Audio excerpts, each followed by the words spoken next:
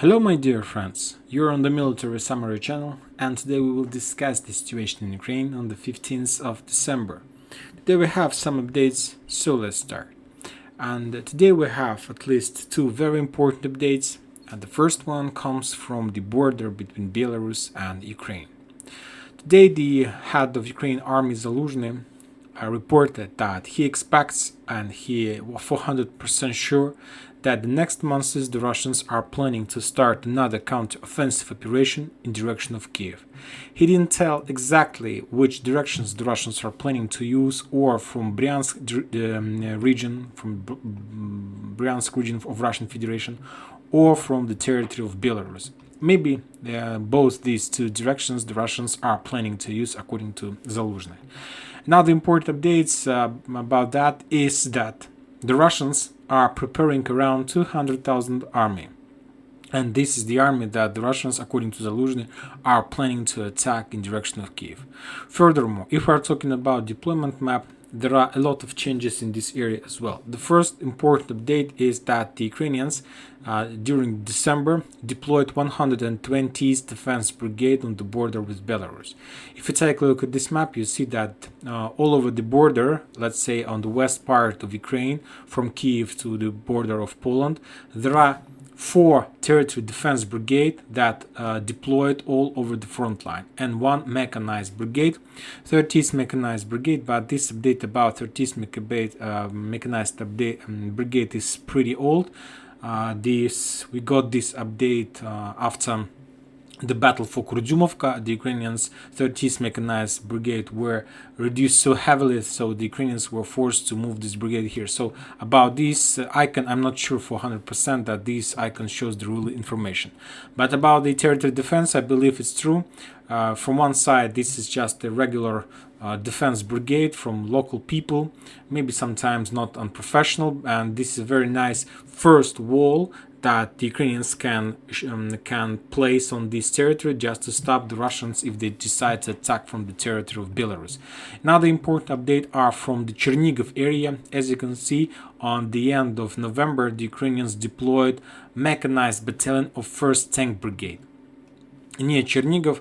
If you remember, during the first phase of the special operation, the Russians were attacking this direction through Chernihiv in direction of Kiev, but the Russians couldn't take control over Chernihiv because from this perspective it's very difficult to attack Chernihiv.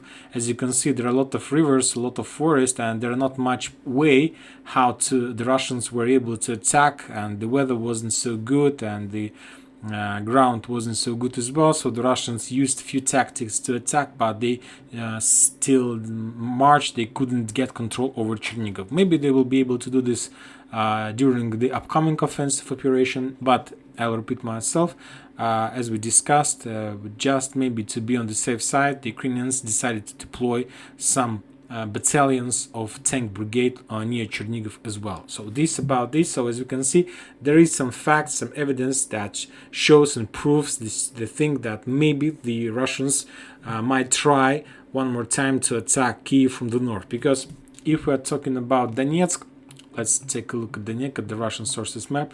You're gonna see that there are a lot of icons showing that shows that Donetsk is under very heavy fire. As you can see, a lot of fire, and it's very difficult to continue special operation, to do something, try to achieve any goals from the Russian side, because the capital of Donbass is under very heavy fire, and we see that Ukrainians don't want to start any negotiation process from their side. So maybe and it's obviously that the Russians need to start attacking Kiev if they want to force the Kiev authority to start any negotiation process, because until they feel the same thing that people from Donetsk feels, they won't start anything. They will refuse any kind of a negotiation. If we are talking about the front lines today, we got some updates as well. Let's start from the South Donetsk front line. The Ukrainians did the same thing, made the same attempts as they did before. They were attacking in direction of Pavlovka, they were attacking in direction of Nikolska, but all those attacks were repulsed, and the Ukrainians lost around 40 soldiers and something around 4 armored vehicles on the South Ukrainian front line. If we're talking about Donetsk itself, as you can see, Donetsk is under very heavy fire, and the Ukrainians started shelling this town this morning somewhere at 5 a.m. of the local time, and somewhere at 10 a.m.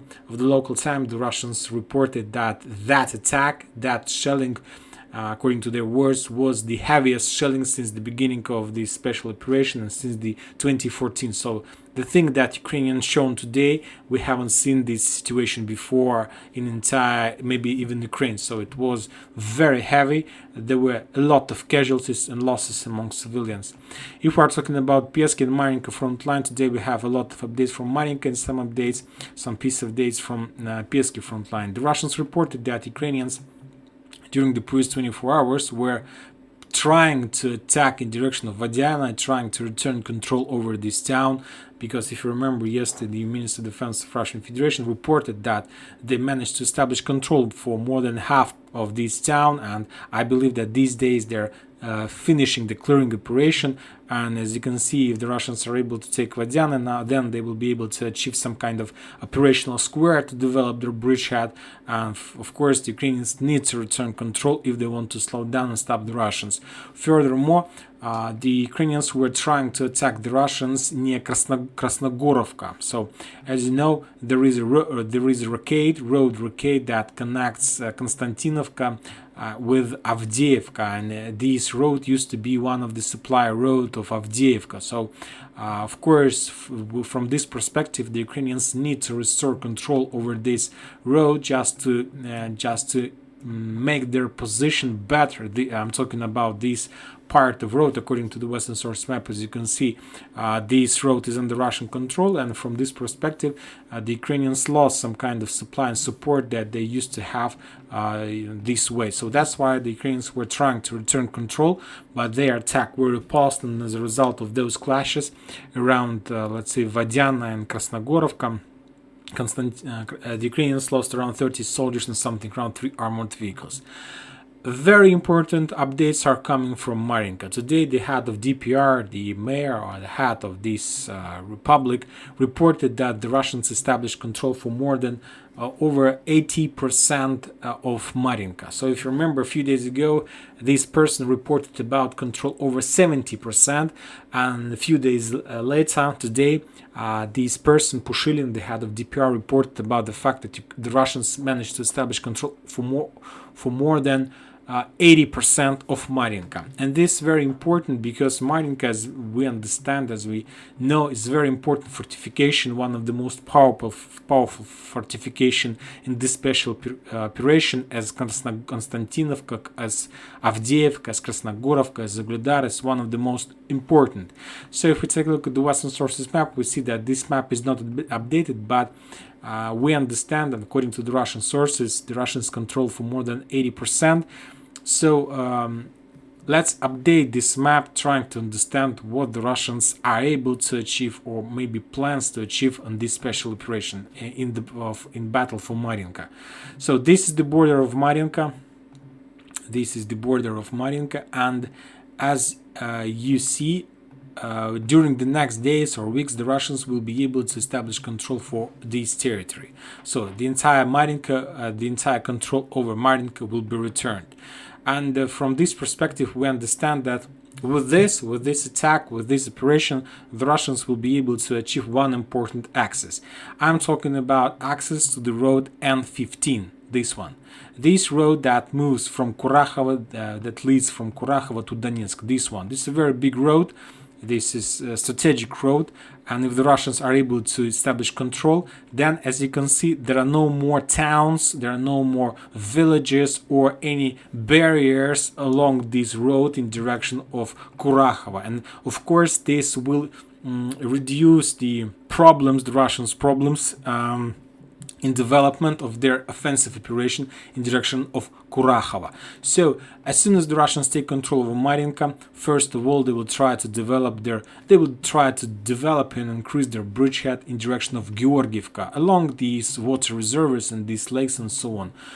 Furthermore, the Russians will try to establish and develop their bridgehead along this water line, this water barrier. So this is small back, as you can see, and this is some kind of natural bridgehead that the Russians are able to achieve as soon as they are able to take Marinka. Furthermore, if we're talking about the Ukrainians, there are just 3 roads that Ukrainians are able to use. if they want to slow down the Russians on this bridgehead. First one, two of them are from Krasnogorovka. This is the first road, this is the second road, and the third one is from Kurakhova direction. This is the third road that Ukrainians are able to use to send tanks, armored vehicles, so to do the same thing as the Ukrainians did, or these days they're doing, near Vadiana. So they're using this small passage to send their tanks, armored vehicles, all these fields under. Then they know exactly where are the mines. I believe that these fields are already unmined, and from this direction the Ukrainians try to attack the Russians in their flank, just with one purpose: to slow down their development direction of Vadiana. Of course, this area is under Russian control, and they usually attack this area with artillery, and every single time the Ukrainians have losses during attack, during using this tactic. So if we're talking about Krasnogorovka, there is the same situation. The Ukrainians can send their artillery, tanks, armored vehicles using these three roads, and with the help of these they are able to slow down the Russians, because anyway, because of this natural bridgehead that the Russians are able to develop as soon as they take Marinka. Of course, the Russians will try to use the north part of this area to move along these reservoirs with one purpose: to pin down the Ukrainians in town by the name Georgievka. So as a result of the next step of battle for Marinka, of course it will take less time than battle for Marinka itself. The Russians will be able to develop their bridgehead something like this. And believe me, it will take less time than battles for Marinka for many reasons, and one of them is there are less barriers, less buildings, less towns where the Ukrainians are able to hide their soldiers, their infantry, their tanks, and of course there are less fortifications in this part of this area than in Marinka itself. I'm talking about these small villages. As you can see, there are not much places where the Ukrainians are able to hide. Of course, there is some trenches lined, but I'm not sure that Ukrainians will try to hold these lines if the Russians are able to develop their offensive operation on the north part from these water reserves. So they will just be forced to step back, because from that moment the Russians will be able to attack the Ukrainians in their back. The second step that the Russians will try to develop as soon as the Marinka falls, they will try to attack in direction of Pobeda. And just to short the front line and to push the Ukrainians as far as possible from Donetsk, because from Pobeda the Ukrainians will be forced to move in direction of Konstantinovka, and the Ukrainians will try to establish their defense on this small tunnel, between these two lines. They will try to hold their position there. I'm not sure how long they are able to do this, because from this perspective the Ukrainians might be encircled, and they need to hold their always to be on the safe side, and they need always to understand maybe it's time to step back and to retreat from this position, because Marinka is a key point. I'm not sure that if the Russians are able to, let's say, to develop their offensive operation further to the west of this line. Of course, to penetrate this line, it will take a lot of time. It will take a lot of resources. Because Kurakhova is completely fortified as Marinka. There are a lot of forces. It's some kind of local base where the Ukrainians have a lot of forces. Kurakhova is located very close to the logistics center like Pokrovsk. There is a strict railroad connection, so I don't think that Ukrainians will have some problems with supply and support. And this is the second area where the Ukrainians are planning to give a battle and to give a fight for the Russians if they get this situation. So I believe that this is the reason why the Russians will try to concentrate their forces as after Marinka over this part between Uglidar and Marinka, just to short the front line and to try to establish the front line on this line. So everything that on the right side of this line will be taken by the Russians. So they will try to short, and after that maybe the possible direction is to attack Kurakhova from the south through Bagayavlenka. So using these roads and then something like this.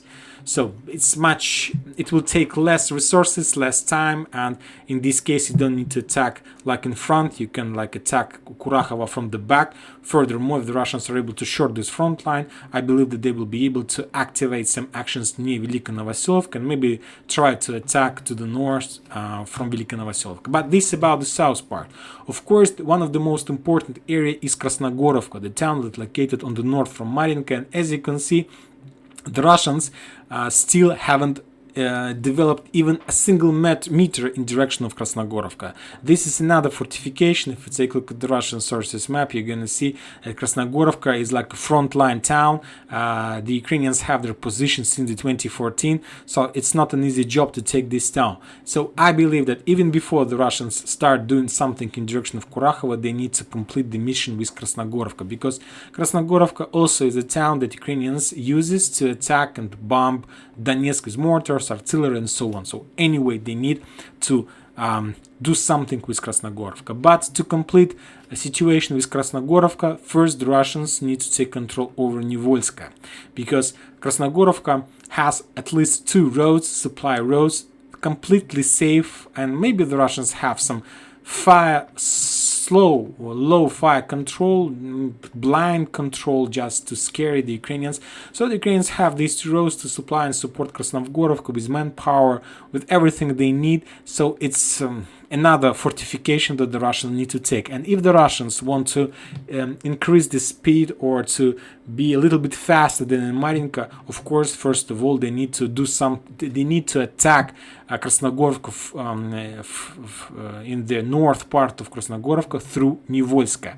Furthermore, the Russians won't be able to cut these 2 supply roads physically, because as you can see, there are a lot of fields, and the Russians will be forced to move on the north from Krasnogorovka using these just regular brushes, these forest lines, and believe me, this is not a very good idea. Furthermore, if the Russians want to supply and support and keep soldiers that located on the north from Krasnogorovka, they need to use they will be able to supply this area using fits. So the soldiers will have to take everything they can carry, and using the fields they will have to move in this direction, and they during rotation process they will have to step back and so on. If the Russians want to reduce the difficulties of this support, first they need to take Pervomaiska, because if the Russians are able to take Pervomaiska completely, or to at least to take control over this cross, then the Russians using armored vehicles will be able to move their ammo shells in direction of Nivolska, and from this position, of course, they will be able to supply and support infantry that will located on the north of Krasnogorovka. And the main job of this infantry will be to cut supply and support roads that moves from the north in direction of Krasnogorovka. And this is the situation about this area. First, Marinka, of course, anyway, the Russians will be able to increase the pressure from Marinka in direction of Krasnogorovka. They will be able to cut some roads, maybe to send some commandos, try to establish some control over the area between Krasnogorovka and, let's say, Kurakhova fortifications and so on. So believe me, there are still a lot of stories, a lot of battles, a lot of clashes before the Russians are able to take Krasnogorovka and, let's say, to short the front line from Ugledar to Marinka. But anyway, if Marinka falls, all these battles is not the question whether they are going to be or not. It will be the question of timing, how much time it will take the Russians to take control over Krasnogorovka and this area, because Marinka is the focal point. If Marinka falls, then all these towns are going to fall as well. The question, how long it will take the Russians to take control over these areas. Now we are moving to Donetsk, Bakhmut. As you can see, there are no changes on these front lines as well. The Ukrainians are still keeping this area. They are not planning to step back. They are not planning to give up. There are heavy clashes in Podgorodne. There are heavy clashes in Opotne. There are very heavy clashes in residential area in the east part of Bakhmut. But as you can see, there are no changes on the front line. The Ukrainians moved fresh forces, fresh reserves. The weak and bloodless reserves, they moved from the front line. So believe me, they feel themselves pretty good in this situation. Furthermore, these days we got update from the Ukrainian side that Ukrainians prepares another powerful attack feast in the area of Chasov Yar. They're prepared. They moved a lot of armored vehicles, a lot of manpower, a lot of everything they have. And of course, the main job, the main thing that these forces want to achieve is to attack the Russians in direction of Kurdyumovka, and the main goal that Ukrainians want to achieve during this offensive operation is to force the Russians to leave this bank of the Bakhmut river and this side of this rocket that moves from Gorlovka to Bakhmut, and to force the Russians to get on that side of this water and road rocket. And they're preparing this offensive operation these days. I believe we are going to see this. It's the vital question for the Ukrainians to do this, because if they're able to, no matter their losses, if they're able to push the Russians on that side of the Bakhmut river, of course, for the Russians it will be like fiasco in Bakhmut, and in this case they will have to start everything from the beginning, like to take control over all these Azaryanovka, Nikolaevki, or this Kurdyumovki. It will take another months, and then we are going to see the spring and completely different offensive operation, completely different special operation at all. So for now, the Russians expect this counter-offensive operation, and the only thing they need is to hold their position and not to allow the Ukrainians to penetrate and to force them to step back from this area. If we are talking about Belogorovka, Solidar, there are no changes on this line. The situation is stable, just local attacks, local counter-offensive operation, and so on. And if we're talking about Kupiansk-Liman area, the stories are the same. During the previous 24 hours, the Ukrainians lost around 75 soldiers and something around 8 armored vehicles all over the front line. They tried to make some counter-offensive. The same stories. Near Novosilovska, near Chervonopopovka, and near Plashanka. The same clashes, the same battles, the same artillery duels, and as you can see, nobody has any progress on this front line from both sides. Very interesting updates are coming from the map of Institute of Study of War. This map shows a completely different picture. For example, if we're talking about Marinka, today we got report that the Russians established control for more than 80% of this town. The Institute of Study of War says completely different picture. They're saying that all this blue cloud is the territory that Ukrainians managed to return control over during their counter-offensive operation that they made, let's say, today or yesterday, the day before yesterday. So as you can see, completely different picture. If we're talking about Marinka, if we're talking about, as you can see, we see that Institute of Study of War confirms, or at least shows with this with this yellow cloud, the territory that the Russians are saying they established control over, and there are no more changes about the situation. So no more important update.